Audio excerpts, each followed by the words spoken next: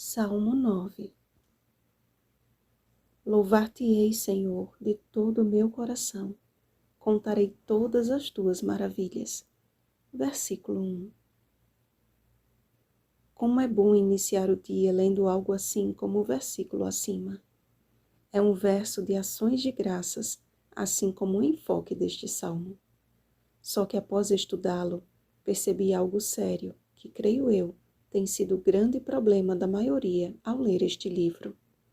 Muitos leem o livro de Salmos como se ali houvesse apenas textos poéticos, deixando de analisar o contexto e as verdades ali contidas. No entanto, desde o primeiro salmo, percebemos que o Senhor colocou neste livro de cânticos os princípios que norteiam toda a Bíblia. No salmo de hoje, Davi expressou gratidão a Deus por seus feitos, por sua justiça, por seu cuidado e por sua misericórdia para com os aflitos. Mas também deitou por terra uma mentira que tem enganado a muitos pelo mundo afora, a imortalidade da alma. Notem o que está escrito nos versos 19 e 20. Levanta-te, Senhor, não prevaleça o mortal. Saibam as nações que não passam de mortais. Saibam, ou seja, tornem-se conhecedores, não sejam ignorantes. Só há um que é imortal, como declarou o apóstolo Paulo. Único soberano, o Rei dos reis e Senhor dos senhores, o único que possui imortalidade.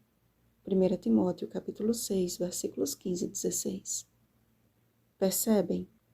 O que Davi escreveu no Antigo Testamento, Paulo confirmou no Novo. A palavra inferno, contida no verso 17, não existe no original hebraico. Na verdade, a palavra utilizada é Sheol, que significa sepultura, lugar dos mortos, e não lugar onde os ímpios ficam queimando eternamente, pois é bíblico que Deus não vai eternizar a dor e a morte. Muito pelo contrário. A Bíblia diz que após o juízo final, essas coisas não mais existirão. Leia Apocalipse capítulo 21, versículo 4. O contexto do versículo, portanto, diz respeito ao juízo final, que não se refere a um sofrimento eterno, mas à completa destruição dos ímpios, um destino de consequências eternas, a segunda morte. Apocalipse capítulo 20, versículo 14. Notem que Davi também destrói a ideia de um Deus tirano que tem prazer na morte do ímpio. Afundam-se as nações na cova que fizeram. Enlaçado está o ímpio nas obras de suas próprias mãos. Como afirmou o sábio Salomão, o cruel a si mesmo se fere. Provérbios capítulo 11, versículo 17. O Senhor mesmo disse através do profeta Ezequiel: porque não tenho prazer na morte de ninguém, diz o Senhor Deus. Portanto, convertei-vos e vivei. Ezequiel capítulo 18, versículo 32. Somos todos mortais, somos todos criaturas. A crença na imortalidade da alma foi implantada por Satanás quando no Éden seduziu a Eva. Deus havia dito: mas da árvore do conhecimento do bem e do mal não comerás, porque no dia em que dela comeres, certamente morrerás. Gênesis capítulo 2, versículo 17. E qual foi o engano da serpente? Ela disse: é certo que não morrereis. Como Deus, sereis conhecedores do bem e do mal. Gênesis capítulo 3, versículos 4 e 5.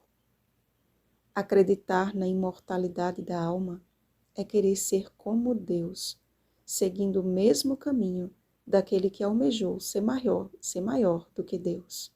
Isaías capítulo 14, versículo 14. Somos chamados a render graças ao único que é imortal e que deseja muito em breve nos revestir da imortalidade. 1 Coríntios capítulo 15, versículos 51 ao 54.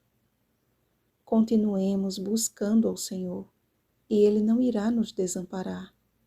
O Senhor, que permanece no seu trono eternamente, nos convida a conhecê-lo e assim nele confiar. Muito em breve no céu, onde o louvor é constante, Apocalipse capítulo 4, versículo 8, haverá um período de silêncio, Apocalipse capítulo 8, versículo 1. O louvor dos anjos diante do trono do Pai dará lugar ao louvor de um povo que sabe que a sua redenção se aproxima. De cabeças erguidas, Lucas capítulo 21, versículo 28, e de coração contrito, Jeremias capítulo 29, versículo 13. Os salvos serão recolhidos de uma a outra extremidade da terra. Isaías capítulo 43, versículo 6. Os ímpios contemplarão o esplendor dos salvos e identificarão aqueles atalaias que por tantas vezes os havia advertido e se lamentarão com terrível angústia. Apocalipse capítulo 6, versículo 16. Não temos mais tempo a perder, amados. Quer as pessoas acreditem ou não, Jesus está às portas. As últimas vidas estão sendo analisadas, as últimas lágrimas de amor de Cristo derramadas e as últimas intercessões sendo realizadas. É tempo de buscarmos a Deus de todo o nosso coração e de erguermos as nossas vozes em proclamação do Evangelho eterno aos que ainda perecem. Que a nossa vida seja um genuíno louvor ao Deus que se aproxima. Vigiemos e oremos. Bom dia, aflitos à espera da redenção. Oremos pelo batismo do Espírito Santo. Oremos uns pelos outros. Rosana Garcia Barros.